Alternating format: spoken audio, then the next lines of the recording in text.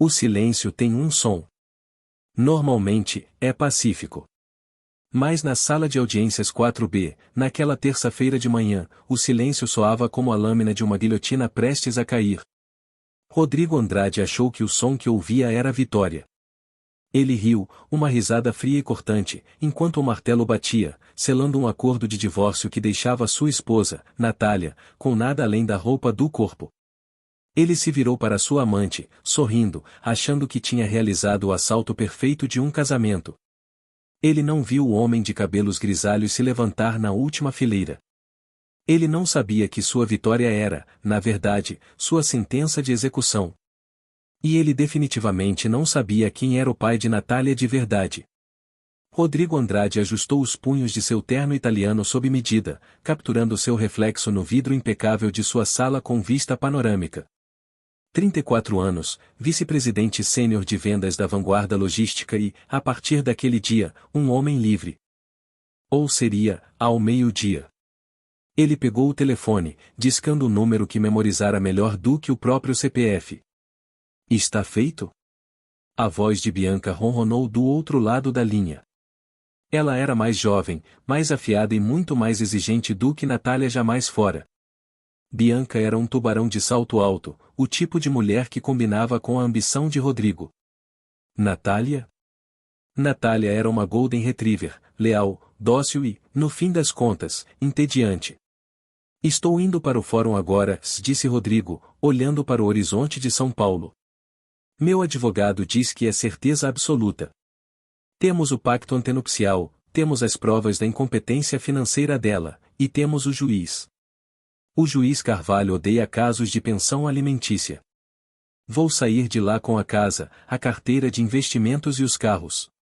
Natália fica com a dívida daquela padaria fracassada que ela tentou abrir. Bianca riu. Deus, você é cruel. Eu amo isso. Jantar no La Tavola hoje à noite para comemorar? Quero a mesa perto da janela. Reserva, disse Rodrigo, encerrando a ligação. Ele pegou sua pasta.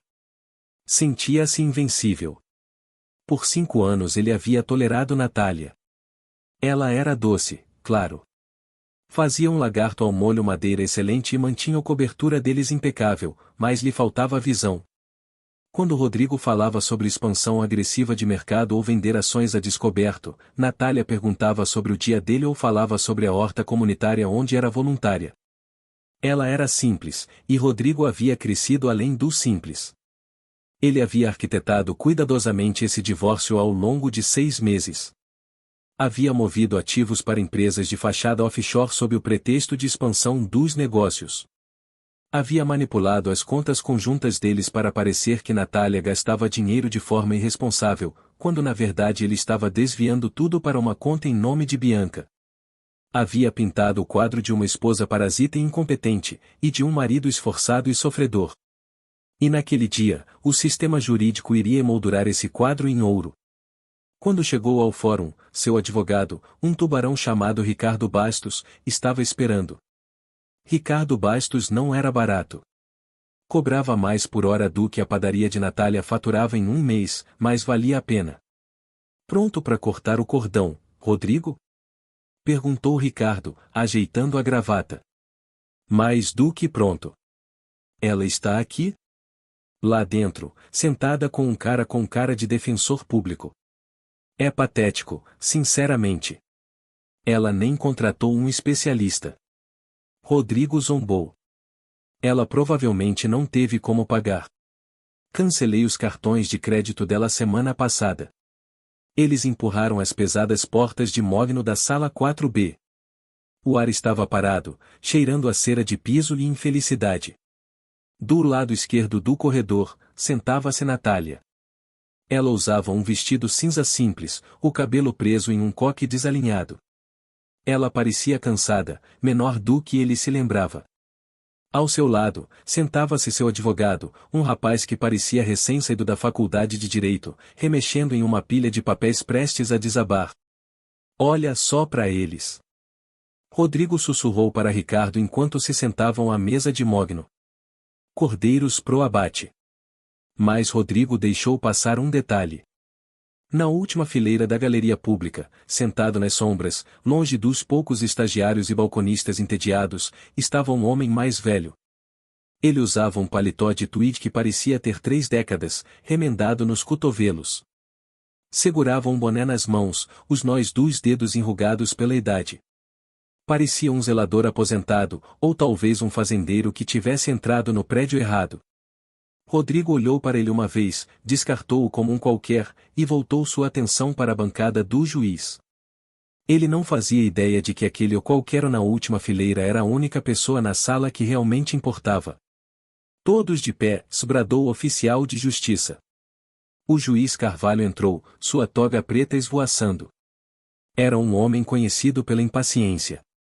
Queria os processos resolvidos, as pautas esvaziadas e o almoço no horário. Processo número 4900, Andrade contra Andrade, anunciou o escrivão. Prossigam, resmungou Carvalho, sem sequer erguer os olhos do processo.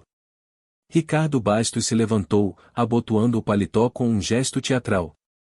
Excelência, pretendemos provar que a requerida, senhora Natália Andrade, cometeu infidelidade financeira, negligência grave dos bens conjugais, e que, sob as estipulações do pacto antenupcial assinado há 5 anos, ela não tem direito a nenhuma pensão. Natália estremeceu. Rodrigo notou um pequeno tremor nos ombros dela. Ele sorriu com desdém. O jovem advogado ao lado de Natália se levantou. Sua voz tremia. Excelência, minha cliente sustenta que o pacto antenupcial foi assinado sob coação, e que os registros financeiros que o Sr. Andrade está apresentando são fraudados. O juiz Carvalho olhou por cima dos óculos. Fraudados? Essa é uma acusação séria. O senhor tem provas? O jovem advogado remexeu nos papéis, derrubando uma folha. Nós temos declarações da senhora Andrade sobre seus hábitos de consumo. Declarações não são registros bancários, disparou Carvalho. Rodrigo recostou-se na cadeira. Aquilo era fácil demais. Pela hora seguinte, Ricardo Bastos desmontou sistematicamente a vida de Natália. Projetou planilhas nas telas da sala mostrando saques enormes das contas conjuntas, saques que Rodrigo havia feito, mas rotulado como gastos pessoais de Natália. Mostrou faturas de cartão de crédito de itens de luxo que Rodrigo havia comprado para Bianca, alegando que Natália havia acumulado tudo aquilo. Senhora Andrade, bradou Ricardo, andando de um lado para o outro diante do banco das testemunhas, onde Natália agora estava sentada, trêmula. A senhora assinou ou não o recebimento de uma pulseira de diamantes no valor de 60 mil reais, no dia 14 de fevereiro? Eu assinei, sussurrou Natália, a voz mal audível. Mas não era para mim. O Rodrigo disse que era para a mãe dele. Objeção! Gritou Ricardo. Boato! O recibo está em nome da senhora. O item foi entregue na sua casa. E, ainda assim, a senhora alega pobreza? Eu nunca mais vi aquilo, Natália gritou, lágrimas se formando nos olhos. Ele levou. Conto muito conveniente, zombou Ricardo, virando-se para o juiz. Excelência, ela é uma perdulária que agora tenta difamar um empresário bem-sucedido para garantir uma indenização que não merece. Rodrigo observou Natália chorar. Não sentiu pena. Sentiu irritação. Para de chorar e assina os papéis logo, pensou. Você está se envergonhando sozinha. Durante tudo isso, o homem mais velho na última fileira não se mexeu. Ficou parado como uma estátua, os olhos fixos na nuca de Rodrigo. Se Rodrigo tivesse se virado, poderia ter notado que os olhos do homem mais velho não eram os olhos aquosos de um aposentado. Eram frios, duros como pedra de isqueiro. Os olhos de um homem que já havia encarado lobos. Senhor Andrade, o juiz se dirigiu a Rodrigo. O senhor está solicitando a propriedade integral do imóvel do casal? Rodrigo se levantou, projetando sua melhor voz de executivo honesto. Sim, excelência. Eu comprei. Eu paguei o financiamento. Natália, e ela se dedicava a hobbies. Nunca contribuiu de forma significativa para as finanças do lar. Eu cuidei da sua mãe quando ela ficou doente, Natália soltou, da mesa da defesa. Eu reformei aquela casa com minhas próprias mãos. Ordem. O juiz Carvalho bateu o martelo. Senhora Andrade, controle-se ou mandarei retirá-la. Natália afundou de volta na cadeira, derrotada. Seu jovem advogado deu-lhe tapinhas nas costas, impotente. Já ouvi o suficiente, disse o juiz Carvalho, checando o relógio. Eram 11h45. As provas são esmagadoras. O requerente, Sr. Andrade, apresentou documentação concreta. A requerida apresentou lágrimas. Rodrigo sentiu uma bolha de riso subindo no peito. Estava acontecendo. Estou decidindo em favor do requerente, anunciou Carvalho. O pacto antenupcial é mantido. Os bens do casal, incluindo o imóvel na Alameda dos IPs 450, são concedidos ao Sr. Andrade. Nenhuma pensão será concedida. Cada parte arcará com suas próprias custas legais. Foi uma derrota total. Natália estava saindo do casamento com nada além de dívidas. Rodrigo se virou para Ricardo e apertou sua mão vigorosamente. Então, olhou para Natália. Ela chorava em silêncio, o rosto entre as mãos. E foi aí que Rodrigo cometeu seu erro. Ele soltou uma risada. Não foi apenas uma risadinha. Foi uma gargalhada alta e vitoriosa que ecoou pelo teto alto. Melhor sorte na próxima, Nath, se ele disse, a voz ecoando pela sala silenciosa. Talvez você encontre um marido que goste de cupcakes murchos. Ele se virou para pegar sua pasta, pronto para sair rumo à sua nova vida. Com licença. A voz veio do fundo da sala. Não era alta, mas tinha um timbre que paralisou todos ali. Soava como cascalho sendo esmagado sob uma bota pesada. Rodrigo se virou. O juiz ergueu os olhos, irritado. O homem mais velho no paletó de tweed estava de pé. Segurava seu boné em uma das mãos. Caminhou devagar até o parapeito que separava a galeria do plenário. Quem é o senhor?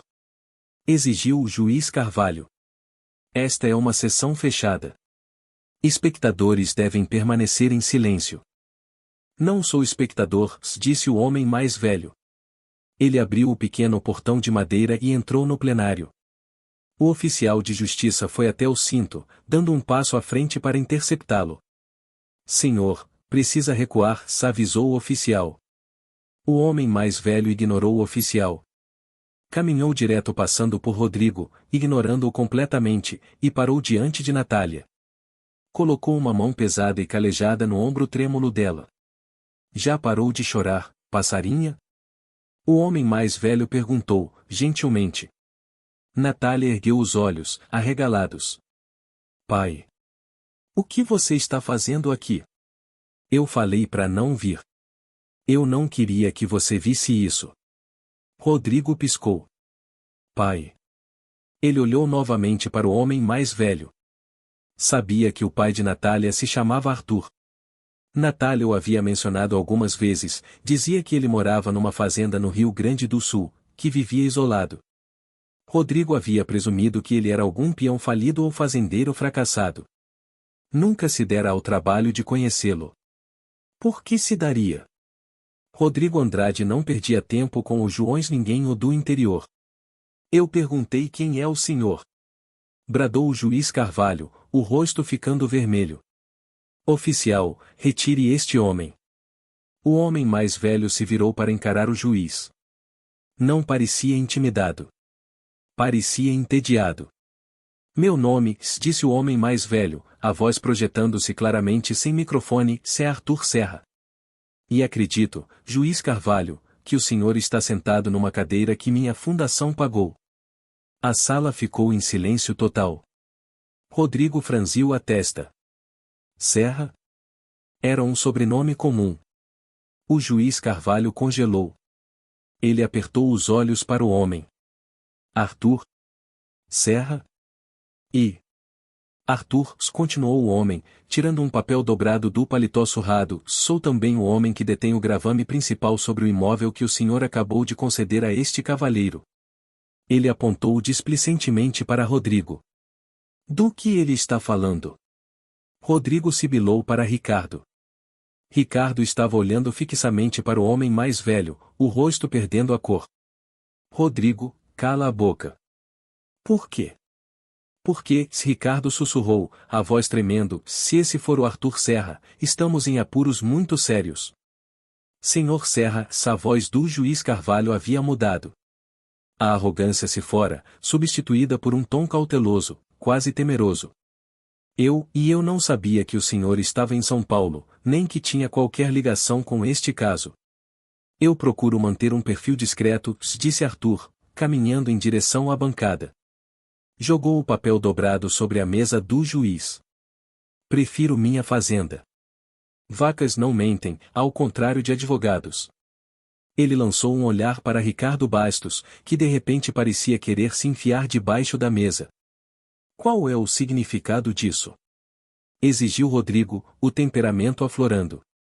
Ele não ia deixar algum fazendeiro geriátrico estragar seu momento. O caso está encerrado. O juiz já decidiu. Arthur se virou para Rodrigo. Pela primeira vez, Rodrigo viu toda a força daquele homem. Arthur não era alto, mas tinha uma presença que sugava o oxigênio da sala. Era o tipo de poder que não precisava gritar. O caso, disse Arthur, calmamente, foi decidido com base nas informações apresentadas. Informações fraudulentas. Fraude? Zombou Rodrigo. Tudo o que apresentei é legítimo. É mesmo? Perguntou Arthur. Você apresentou uma escritura do imóvel na Alameda dos IPs 450. Alegou tê-lo comprado. Eu comprei. Eu paguei a entrada. Você pagou a entrada de um financiamento, corrigiu Arthur. Um financiamento avalizado por um fiador. Você já leu as letras miúdas desse financiamento, meu filho? Rodrigo vacilou. Ele não havia lido. Apenas assinará onde o corretor mandara. O fiador, disse Arthur, era o Fundo Serra de Participações. Rodrigo revirou os olhos. Então isso é um banco. Não. Arthur sorriu, uma torção seca e sem humor dos lábios. Isso sou eu. Um suspiro coletivo percorreu as poucas pessoas na sala. Arthur se virou de volta para o juiz. Excelência, há 5 anos, dei à minha filha um presente de casamento. Discretamente, avalizei o financiamento da casa deles através do meu fundo privado. No entanto, havia uma cláusula no contrato de garantia. Cláusula 14A. Em caso de dissolução conjugal iniciada pelo cocomprador por infidelidade ou má-fé, o saldo devedor integral vence imediatamente. E a propriedade reverte ao fiador até a quitação da dívida. Arthur olhou para Rodrigo. Você não é dono dessa casa, garoto. Você me deve 1,2 milhão de reais, imediatamente. Rodrigo sentiu o sangue sumir do rosto. Isso não é possível. O banco nunca disse que eu. Eu sou o banco, seu, e Arthur disse, casualmente. Rodrigo olhou para Ricardo. Isso é verdade? Ricardo folheava freneticamente um documento no tablet. Eu deixei passar. Estava enterrado nas divulgações do subscritor. E parece válido, Rodrigo. Mas isso não é tudo, continuou Arthur, saboreando o momento. Ele caminhou até a mesa da defesa e ficou ao lado de Natália, colocando um braço protetor ao redor dela. Veja, Natália é uma moça modesta. Ela queria se casar por amor. Não queria um homem que quisesse o dinheiro dela. Então, quando ela te conheceu, me pediu para manter seu fundo fiduciário em segredo. Fundo fiduciário? Rodrigo engasgou. Ela trabalhava numa biblioteca. Ela tentou abrir uma padaria e fracassou. Ela não fracassou, corrigiu Arthur. Eu fechei porque queria que ela voltasse para o Rio Grande do Sul. Mas isso é assunto de família. Quanto ao dinheiro, Natália é a única herdeira do patrimônio da mineradora Serra. Os joelhos de Rodrigo literalmente cederam. Ele teve que se segurar na mesa. Mineradora Serra. Era uma das maiores conglomeradas de mineração do país. Se Natália era herdeira, ela não era apenas rica, era abastada. Estávamos falando de riqueza de jato particular.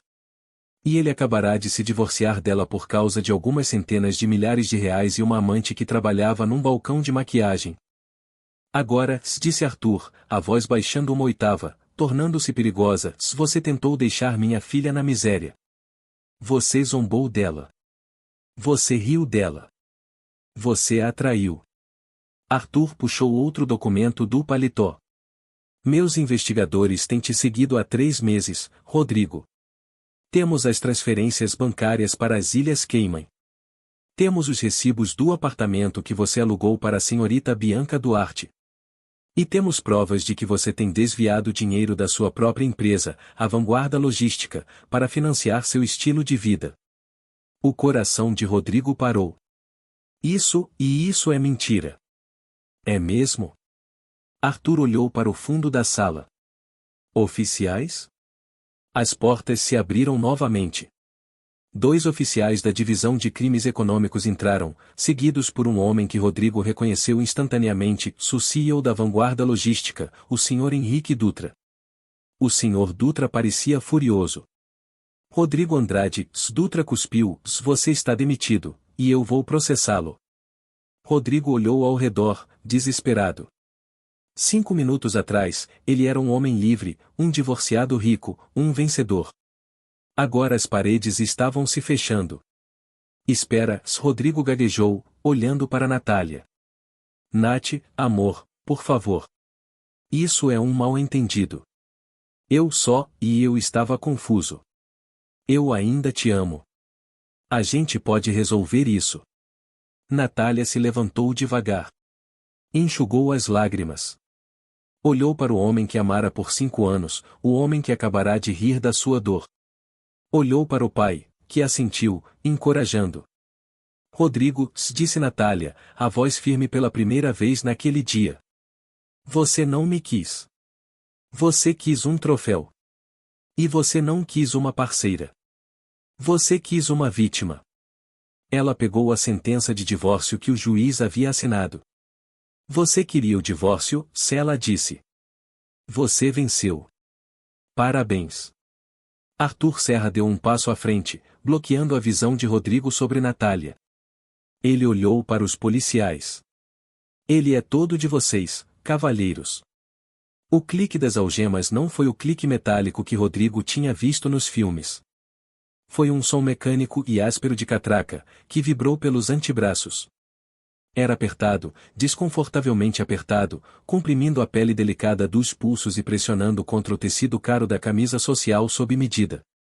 Rodrigo Andrade, o policial recitou, a voz entediada, como se fizesse aquilo 10 vezes antes do café da manhã. Você está preso por estelionato, fraude eletrônica e desvio de recursos. Você tem o direito de permanecer calado. Rodrigo mal conseguia ouvir o resto. Os ouvidos zumbiam. Um som agudo, como um apito para cães, abafava a leitura de seus direitos. Ele olhou ao redor da sala, os olhos arregalados e frenéticos, procurando uma saída, uma brecha, um botão de reinício. Ricardo! Rodrigo gritou, torcendo o corpo, fazendo o policial puxar seu braço dolorosamente para cima. Ricardo, faz alguma coisa. Isso é uma insanidade. Fala com eles. Ricardo Bastos, o advogado que estava sorrindo com desdém apenas 20 minutos antes, estava ocupado enfiando papéis na pasta. Ele nem sequer olhava Rodrigo nos olhos. Eu não posso te representar num processo criminal, Rodrigo, Ricardo murmurou, fechando a pasta com um clique. Eu sou advogado de família, e, francamente, considerando que você mentiu para mim sobre seus bens e usou meu escritório para facilitar fraude, você vai ouvir falar do seguro de responsabilidade civil da minha firma. Não me liga. Ricardo saiu. Não olhou para trás. O rato foi o primeiro a fugir do navio afundando. Rodrigo foi empurrado para a frente. Cambaleou, seus sapatos italianos polidos escorregando no piso de linóleo. Ele ergueu os olhos e viu o Sr. Dutra, o CEO da Vanguarda Logística. Dutra era um homem que Rodrigo idolatrava, um homem que Rodrigo imitava. Dutra, Rodrigo implorou, o Arthur Serra está mentindo. Ele é louco. O senhor me conhece. Eu sou o seu maior vendedor. Eu trouxe as contas caóticas. Eu sou o motivo pelo qual nossos números do terceiro trimestre subiram. O rosto de Dutra era uma máscara de fúria roxa. Ele se aproximou do espaço pessoal de Rodrigo, perto o suficiente para que Rodrigo sentisse o cheiro de café em seu hálito. Você é o motivo, Dutra sibilou, pelo qual a Receita Federal está fazendo busca e apreensão no meu escritório agora mesmo. Você é o motivo pelo qual eu tenho auditores destrinchando 5 anos de contabilidade. Você não só trouxe números, Rodrigo. Você estava maquiando os balanços. O Arthur Serra não só chamou a polícia. Ele mandou uma equipe de perícia contábil pro meu conselho de administração esta manhã. Dutra cutucou o peito de Rodrigo com o dedo. Você desviava 3% do topo dos contratos de logística. Achou que a gente não notaria porque você escondia num fundo de excedentes diversos de frete. Mas você ficou ganancioso. A boca de Rodrigo se abria e fechava. Eu ia devolver. Era um empréstimo, um investimento. Era roubo, Dutra cuspiu. Espero que você apodreça. Os policiais arrastaram Rodrigo em direção à saída. Ao passarem pela mesa dos requerentes, Rodrigo viu Arthur Serra ajudando Natália a vestir o casaco. Natália parecia diferente. Por anos, Rodrigo a vira como um fardo, uma mulher simples e sem graça que não compreendia sua genialidade. Mas agora, vendo-a ao lado de um titã bilionário da indústria, envolta na aura protetora do pai, ela parecia régia. Parecia intocável. Ela não olhou para ele com ódio. Não olhou para ele com raiva.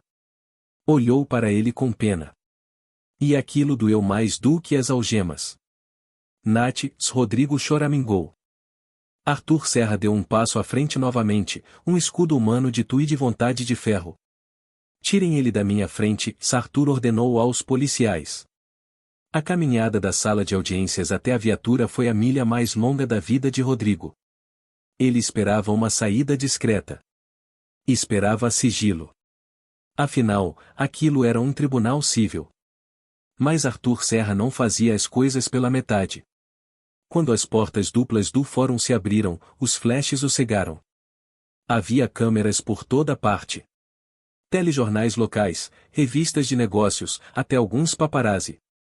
O sobrenome Serra atraía a imprensa como sangue atrai tubarões.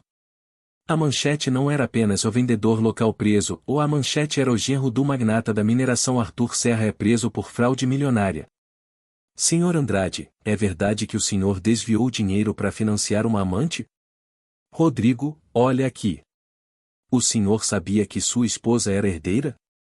Senhor Andrade, o senhor vai se declarar culpado? Rodrigo abaixou a cabeça, tentando esconder o rosto com o ombro, mas era inútil. As imagens estavam sendo capturadas a 10 quadros por segundo. A imagem do homem arrogante e sorridente da sala de audiências havia desaparecido, substituída por um criminoso suado e aterrorizado sendo empurrado para dentro da viatura. A porta bateu. O interior do carro cheirava a suor rançoso e desinfetante. A grade separava-o dos policiais na frente. Enquanto o carro arrancava, Rodrigo olhou pela janela.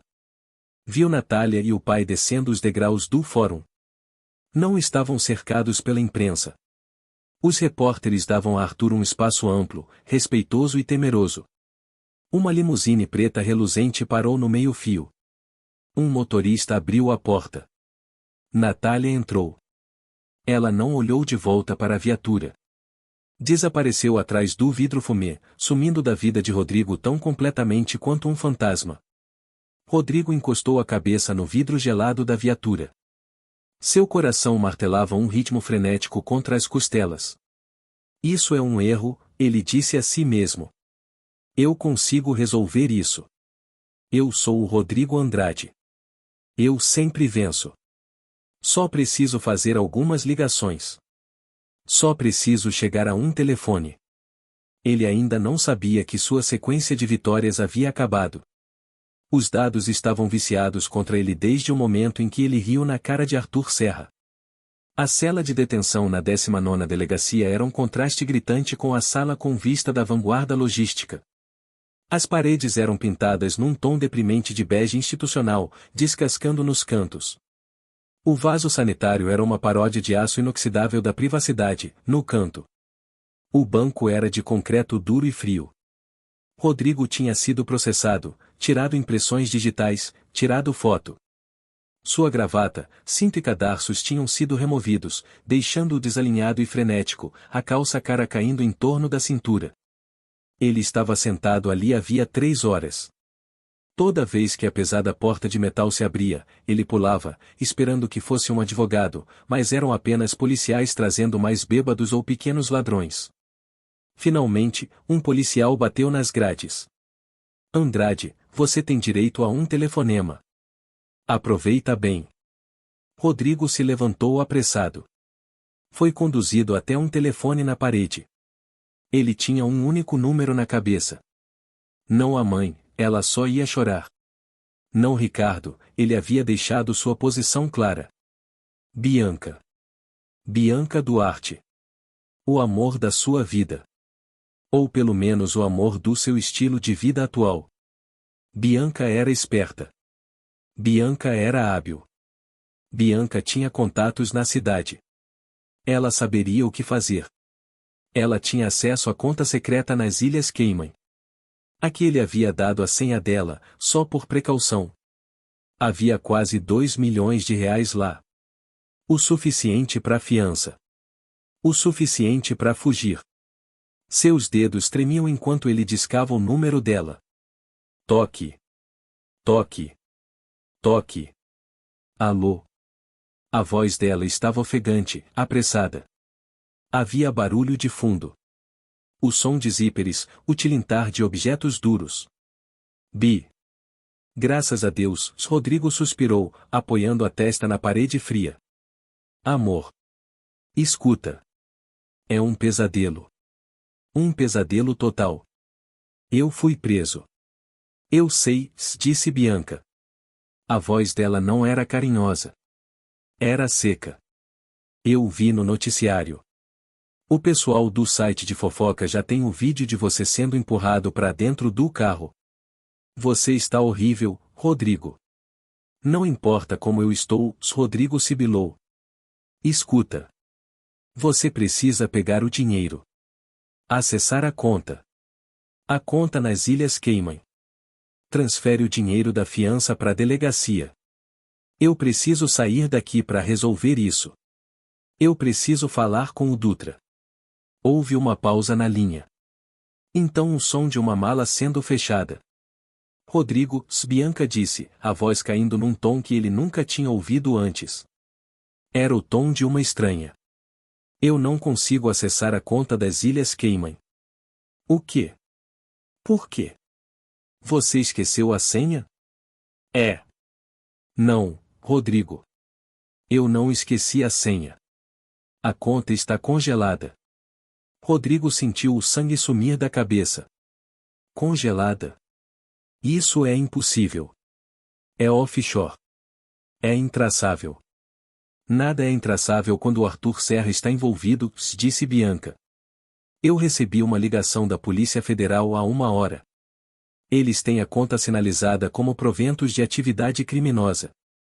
Se eu tocar num real que seja, viro cúmplice de desvio de recursos. Eles congelaram tudo, Rodrigo. A conta conjunta, os cartões, até o contrato de aluguel desse apartamento está sendo contestado. Amor, se acalma, Rodrigo implorou, o pânico subindo pela garganta como Billy. A gente pode brigar contra isso. Eu tenho outros bens. Eu tenho a carteira de investimentos. Você não tem nada, Bianca disparou. Eu acabei de desligar o telefone com meu advogado. Você sabe quem é o Arthur Serra? Ele não é só rico, Rodrigo. Ele é o faz gente desaparecer o rico. Ele é o compra o banco que financiou sua casa o rico. Você foi pra guerra contra uma potência nuclear com uma pistola de água. Bi, por favor. Eu preciso de você. Estou numa cela. E eu estou no aeroporto, disse Bianca, sem emoção. O mundo parou de girar. Aeroporto? Para onde você vai? Punta Cana, Sela disse. Pigarreia, minha irmã está lá. Eu comprei uma passagem só de ida no meu próprio cartão, antes que congelassem esse também. Eu vou embora, Rodrigo. Embora. Mas a gente devia ficar junto. Eu fiz isso por nós. Eu consegui o divórcio por nós. Bianca riu. Foi um som cruel, oco, que lembrou, dolorosamente, a própria risada dele. Você fez isso por você, Rodrigo. Porque você é um narcisista. Eu gostava das viagens. Eu gostava das joias. Eu gostava da cobertura. Mas eu não vou te visitar numa prisão federal. Eu tenho 26 anos. Eu tenho uma vida para viver, e eu não vou vivê-la como a namorada de um ex-condenado falido. Bianca, não ousa. Adeus, Rodrigo. Não me liga de novo. Se você ligar, eu conto pros federais sobre o cofre que você tem em Jersey. Clique. A linha morreu. Rodrigo ficou ali segurando o telefone, o tom de descagem zumbindo no ouvido como uma vespa. Ele encarou a pichação arranhada no metal do aparelho. Bianca, a mulher pela qual ele destruíra seu casamento, a mulher pela qual desviara milhões, a mulher que ele achava ser sua alma gêmea. Ela não apenas o havia abandonado. Ela havia fugido do país horas depois da sua prisão. Acabou o tempo, disse o policial, agarrando o braço de Rodrigo. Rodrigo deixou o telefone balançar pelo fio. Voltou para sua cela como um zumbi. Sentou-se no banco de concreto e colocou a cabeça entre as mãos. Pela primeira vez, a realidade da situação o atingiu de verdade. Não era só um revés jurídico. Era uma aniquilação total. Ele pensou em Natália. Lembrou-se de chegar tarde do trabalho, dos jantares com Bianca, de encontrar Natália adormecida no sofá com um prato de comida fria embrulhado em papel alumínio esperando por ele. Lembrou-se de como ela costumava massagear seus ombros quando ele estava estressado com as metas. Lembrou-se de como ela nunca pedia nada caro, só o tempo dele. Ele havia jogado tudo isso fora. Por quê? Por uma mulher que o abandonara no instante em que o cartão foi recusado. Por uma carreira que agora estava acabada. Por uma reputação em frangalhos. E a pior parte? A pior parte de todas era perceber quem Natália realmente era. Ele havia passado 5 anos achando que era o prêmio. Achava que era o executivo de sucesso carregando o peso morto de uma mocinha simples do interior. Ele a havia desprezado. A havia tratado com condescendência.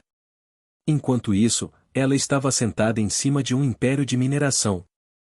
Ela poderia ter comprado a vanguarda logística e o demitido só por diversão. Poderia ter comprado o prédio da cobertura. Mas não fez isso. Havia vivido de forma simples porque queria uma vida de verdade. Queria que ele a amasse por ela, não pelo dinheiro do pai dela. E ele falhara naquele teste da forma mais espetacular possível. Mineradora Serra, Rodrigo sussurrou para a cela vazia. Ele conhecia o nome. Todo mundo no mundo dos negócios conhecia o nome. Era dinheiro antigo, o tipo de dinheiro que construiu ferrovias de cidades. Arthur Serra era uma lenda, um recluso famoso por desprezar o glamour do mercado financeiro. Rodrigo se lembrou de uma conversa de 3 anos atrás. Natália havia perguntado, Rodrigo, se eu perdesse tudo, se eu não pudesse trabalhar, se eu ficasse doente, você ficaria comigo mesmo assim? Ele se lembrava de rir e dizer, não seja dramática, Nath, claro que sim. Mas ele estava checando os e-mails enquanto dizia isso. Ela devia saber, desde então. Devia estar testando ele. A porta da cela bateu no fundo do corredor. Alguém gritava sobre seus direitos. Rodrigo se deitou no banco duro, encolhendo-se. Não tinha advogado. Não tinha emprego.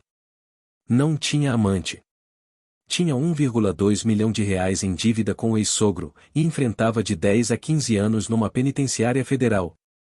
Ele fechou os olhos, e a imagem de Arthur Serra parado na sala de audiências reproduzia-se repetidamente em sua mente. Eu sou o homem que detém o gravame principal. Rodrigo Andrade percebeu, então, que não havia apenas perdido um processo de divórcio. Havia entrado numa armadilha montada anos antes. Uma armadilha desenhada para um homem exatamente como ele. Uma armadilha para um homem que valorizava o ouro mais que a lealdade. E a armadilha havia se fechado. 3 meses se passaram desde que os flashes cegaram Rodrigo Andrade nos degraus do Fórum. 3 meses de detenção federal no complexo prisional da Vila Nova. O complexo era uma fortaleza de concreto e desespero no centro de São Paulo. Era um arranha-céu triangular projetado para impedir fugas. Mas, para Rodrigo, era um túmulo. As vistas privilegiadas que ele costumava cobiçar da sua sala com vista panorâmica agora eram apenas fatias de céu vistas por frestas de 12 centímetros no vidro fosco de sua cela. Ele havia sido negado o direito de fiança. O juiz citara risco significativo de fuga e tentativas de acessar contas offshore associadas à organização criminosa. A tentativa de Bianca de fugir para Punta Cana havia se voltado espetacularmente contra ele. Isso o pintava como um homem com um plano de fuga, mesmo que tivesse sido abandonado. Rodrigo havia perdido 9 quilos. Seu cabelo, antes penteado com pomada cara, havia crescido e estava oleoso. Os ternos sob medida haviam sido substituídos por um macacão laranja vibrante que irritava a pele. Mas a degradação física não era nada comparada à tortura psicológica. Ele tinha bastante tempo para pensar. Tempo para reviver cada momento dos últimos 5 anos. Tempo para perceber que cada movimento que ele fizera, que julgava ser uma estratégia brilhante, era, na verdade, um passo em direção a um precipício. Era uma terça-feira à tarde, chuvosa, a julgar pela luz cinzenta filtrando na ala das celas, quando o guarda bateu na porta. Andrade, visita jurídica. Rodrigo se animou. Havia sido designada a ele uma defensora pública, uma mulher exausta chamada doutora Marisa Lopes, que cheirava a cigarro e desespero. Ela estava tentando conseguir um acordo de delação para ele, mas a promotoria não cedia. Queriam a cabeça dele numa estaca para satisfazer os acionistas da Vanguarda Logística. Ele arrastou os pés pelo corredor, as correntes tilintando. Foi levado a uma pequena sala estéril, dividida por uma grossa placa de vidro à prova de balas. Sentou-se, esperando ver a doutora Lopes com suas pastas transbordando. Não era a doutora Lopes. Sentado do outro lado do vidro, postura impecável, mãos entrelaçadas sobre a bancada de metal, estava Arthur Serra. Rodrigo congelou. Sua respiração ficou presa na garganta. Arthur parecia exatamente igual à sala de audiências. Paletó de tweed, boné sobre a mesa, olhos como pedra de isqueiro polida. Ele não parecia irritado. Parecia um homem inspecionando um mourão de cerca apodrecido. Sente-se, Rodrigo, disse Arthur. A voz estava um pouco abafada pelo vidro, mas ainda carregava aquela autoridade inegável. Rodrigo sentou-se. Sentiu um desejo repentino e desesperado de chorar, de implorar, de gritar, mas se segurou. Ainda tinha um resquício de orgulho, embora esfarrapado. O que o senhor está fazendo aqui? Rodrigo perguntou, a voz rouca de tanto ficar em silêncio. Veio zombar? Ver o animal no zoológico? Arthur balançou a cabeça devagar. Eu não sinto prazer nisso, filho. Desperdício sempre me incomoda. E você? Você é um profundo desperdício de potencial. Você me arruinou, Rodrigo cuspiu, inclinando-se em direção ao vidro. Você me armou. Aquela armadilha com o gravame da casa. Você sabia. Você planejou. Eu me planejei para contingências, corrigiu Arthur. Há uma diferença. Quando eu assinei aquela garantia da casa, esperava nunca precisar usá-la. Esperava que você fosse o homem que a Natália achava que você era. Esperava que você fosse um parceiro para ela. Um protetor. Arthur se inclinou para a frente. Você sabe por que eu nunca te contei sobre o dinheiro? Sobre a fortuna da mineradora Serra? Porque você é um velho avarento e paranoico, Rodrigo zombou. Não. Porque dinheiro age como uma lupa, Arthur disse, suavemente. Se um homem é bondoso, o dinheiro o transforma num filantropo. Se um homem é ganancioso, o dinheiro o transforma num monstro. Eu queria ver quem você era sem a lente da minha riqueza distorcendo a visão. Rodrigo desviou o olhar. Bom, o senhor viu. Vi, concordou Arthur. Mas aqui está a parte que você não sabe. A parte que pode te manter acordado à noite, aqui dentro. Arthur enfiou a mão no bolso do paletó. Por um segundo, Rodrigo estremeceu, lembrando dos documentos que Arthur havia tirado no tribunal. Mas dessa vez, Arthur simplesmente tirou uma foto. Ele a segurou junto ao vidro. Era uma foto de Rodrigo, 3 anos antes, apertando a mão de um homem de terno cinza. Era o dia em que Rodrigo havia conseguido seu primeiro investidor de peso para um projeto paralelo, uma consultoria de logística que ele tentava lançar. Aquele investidor lhe dera R$ 250 mil em capital inicial. Dinheiro que Rodrigo acabará desviando para sua relação com Bianca. Você se lembra do Sr. Salles? Perguntou Arthur. Sim, disse Rodrigo, confuso. Ele era um investidor anjo. Gostou do meu pitch. O Sr. Salles trabalha para mim, revelou Arthur. Ele administra minhas doações beneficentes. O queixo de Rodrigo caiu.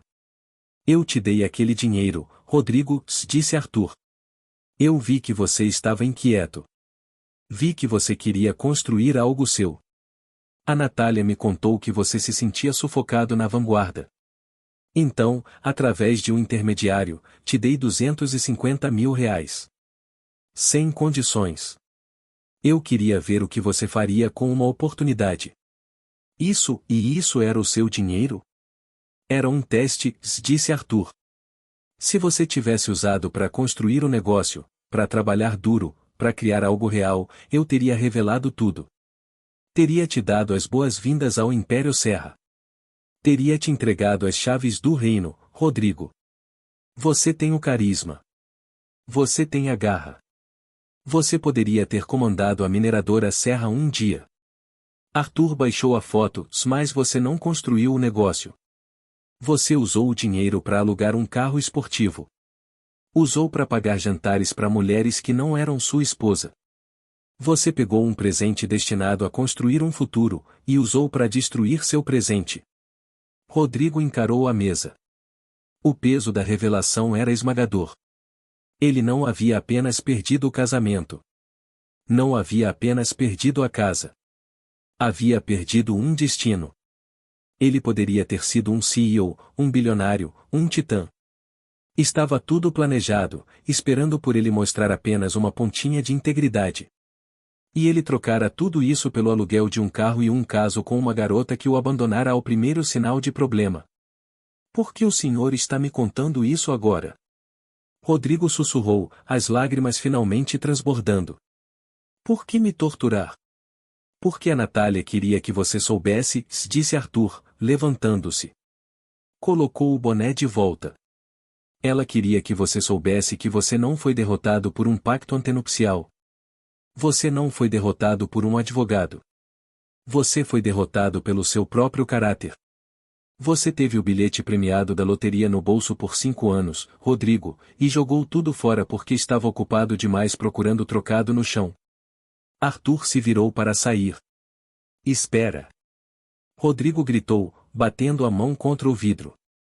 Como ela está? Por favor, só me diz. Ela me odeia? Arthur pausou na porta. Olhou para trás, a expressão indecifrável.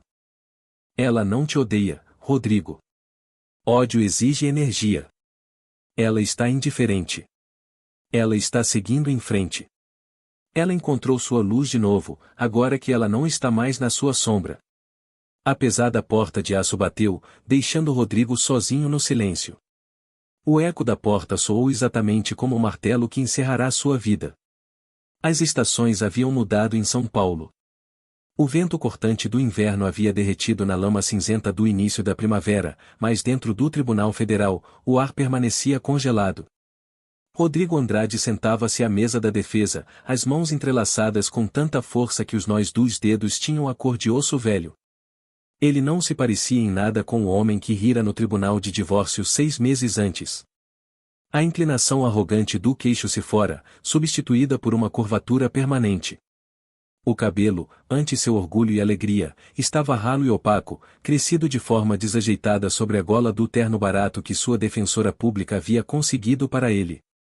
Tinha 35 anos, mas parecia ter 50. A sala estava lotada. Não era o discreto processo familiar onde ele tentará esmagar Natália. Era uma audiência de sentença federal.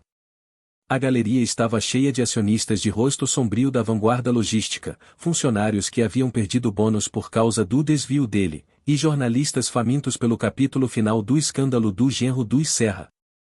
Rodrigo vasculhou as últimas fileiras novamente, os olhos disparando freneticamente.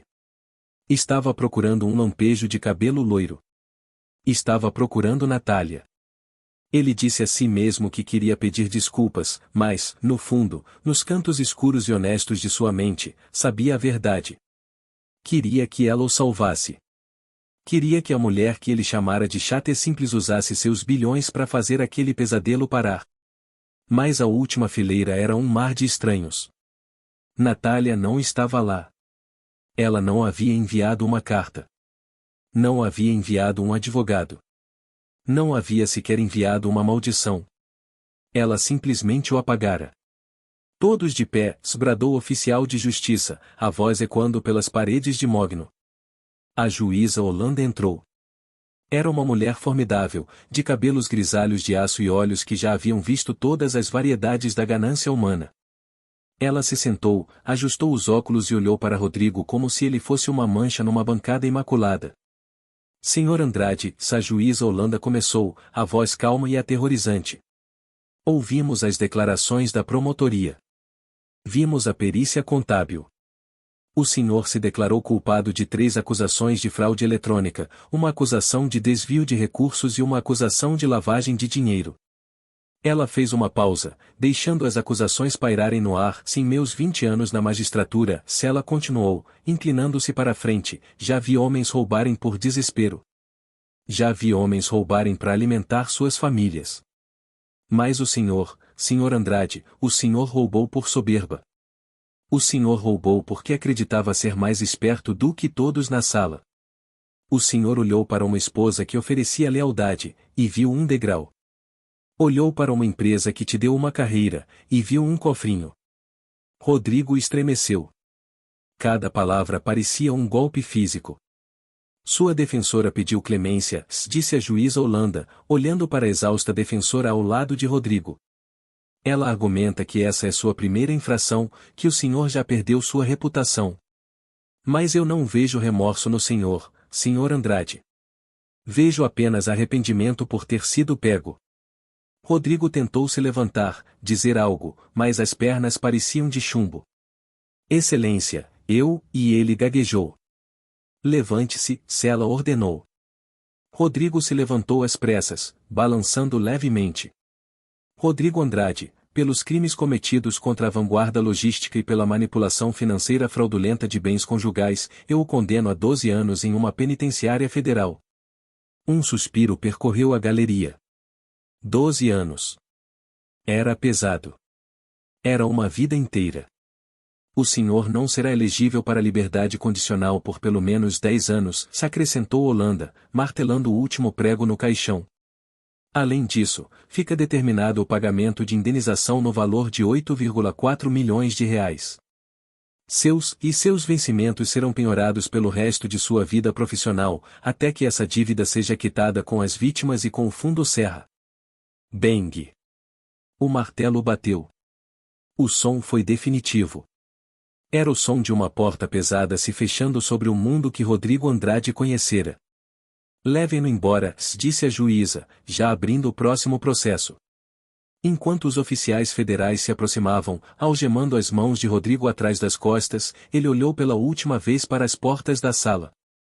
Percebeu, então, que o silêncio que ele ouvirá quando rira de Natália não era vitória. Era o universo prendendo a respiração antes do golpe. 3 semanas depois, a transferência.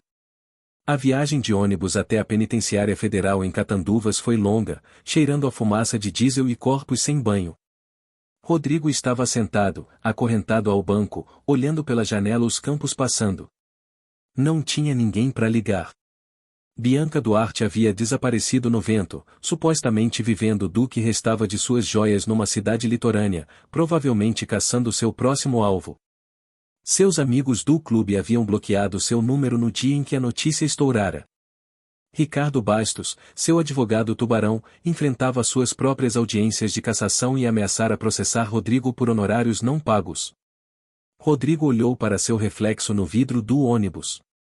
O homem que olhava de volta era um estranho. Ele fechou os olhos e a memória rodou em looping. O momento no tribunal de divórcio, a sensação de invencibilidade, a risada. Ah! Ah! Ah! Foi a risada mais cara da história. Ele percebeu agora que Arthur Serra não apenas o havia derrotado. Arthur lhe ensinara uma lição que levaria 12 anos para aprender. Rodrigo havia passado a vida perseguindo ouro, sem nunca perceber que já segurava um diamante. O ônibus atravessou os portões pesados de ferro da prisão. O arame farpado brilhava sob o sol. Rodrigo Andrade, detento número 89.402, desceu do ônibus e caminhou para dentro das sombras. Rio Grande do Sul. Na fazenda Serra Verde, a 1000 quilômetros de distância, o mundo estava aberto. O sol nascia sobre os picos irregulares da Serra do Rio do Rastro, lançando um brilho dourado pelo vale. O ar ali era fino e crocante, cheirando a pinheiros, terra úmida e vegetação rasteira. Natália Serra estava na varanda que envolvia a casa principal da fazenda. Segurava uma xícara de cerâmica com café fumegante, observando o vapor subir em direção à luz da manhã. Ela parecia diferente. A mulher que se encolhia no tribunal, usando vestidos cinzentos e sem forma para se esconder, havia desaparecido. Em seu lugar estava uma mulher que ocupava espaço.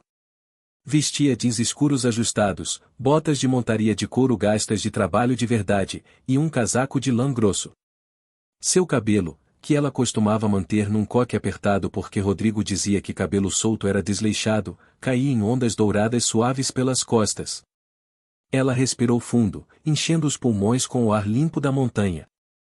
Por 5 anos, sentirá que estava aprendendo a respiração, andando sobre cascas de ovo, tentando ser menor para que Rodrigo pudesse se sentir grande. Agora ela podia respirar. A porta de tela rangeu atrás dela. Arthur Serra saiu, vestindo seu paletó de tweed de sempre, parecendo mais um peão de fazenda do que um magnata bilionário da mineração. Chegou notícia, disse Arthur, suavemente, apoiando-se no corrimão ao lado dela. Natália não se virou. Manteve os olhos no horizonte, onde um bando de veados se movia devagar pela pastagem baixa. Está feito? Ela perguntou. Está feito, confirmou Arthur. A juíza Holanda deu 12 anos e restituição integral para ele. Natália tomou um gole do café. Esperou pela onda de emoção, tristeza, pena, talvez uma faísca persistente de amor, mas não havia nada. Apenas uma paz quieta e estabelecida. Era como terminar um livro que havia se arrastado por tempo demais. Você não lamenta o fim. Você simplesmente fecha a capa e coloca de volta na estante. É muito tempo, Sela disse, simplesmente. É o tempo que ele mereceu, Sartur respondeu. Observou a filha com atenção. Como você se sente? Natália se virou para o pai. Seus olhos estavam claros e brilhantes. Eu me sinto leve. Eu me sinto como se tivesse acordado de um sonho longo e febril. Arthur sorriu, as rugas ao redor dos olhos se enrugando. Ótimo. Por que você tem trabalho a fazer? O conselho aprovou os papéis finais esta manhã. O rosto de Natália se iluminou, um sorriso genuíno que transformou seu rosto. A iniciativa da padaria? O Instituto Serra de Culinária para Mulheres, Sartur corrigiu, com um sorriso largo. Totalmente financiado. Você é a diretora executiva. Vamos abrir as 3 primeiras unidades em São Paulo, Curitiba e Porto Alegre. Você vai ajudar muitas mulheres a se reerguerem, Nath. Era o sonho que ela havia enterrado. Rodrigo dissera que sua padaria era perda de tempo. Ele fechará sua pequena loja.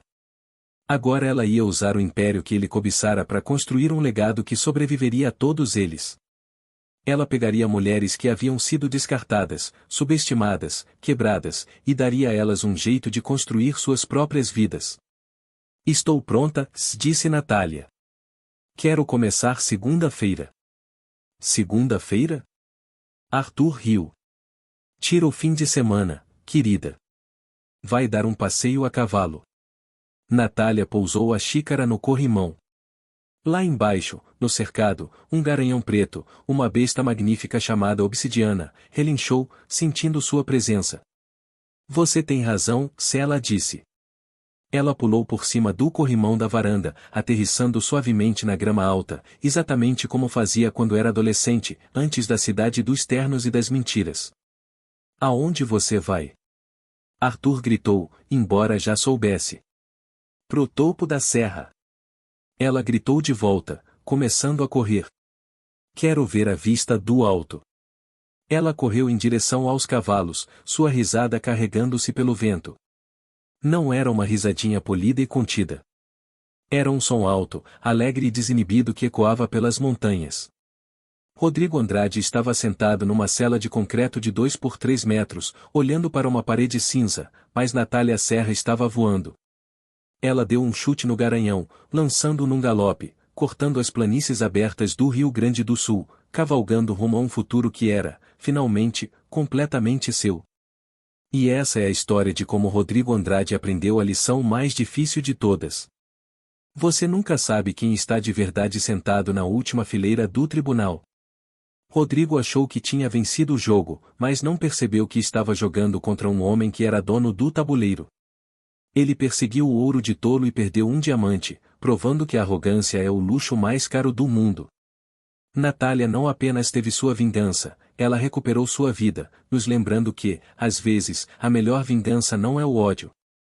É prosperar sem as pessoas que te seguravam para trás. Se você gostou dessa história de karma, traição e justiça, por favor, aperta aquele like. Isso ajuda muito o canal a crescer. Não esquece de compartilhar esse vídeo com um amigo que ama um bom drama e se inscreve com o sininho de notificações ativado, para você nunca perder uma história. Temos uma história de vingança maluca chegando semana que vem, envolvendo um bilhete de loteria e um noivo fugitivo, que você não vai querer perder. Obrigado por assistir e até o próximo vídeo.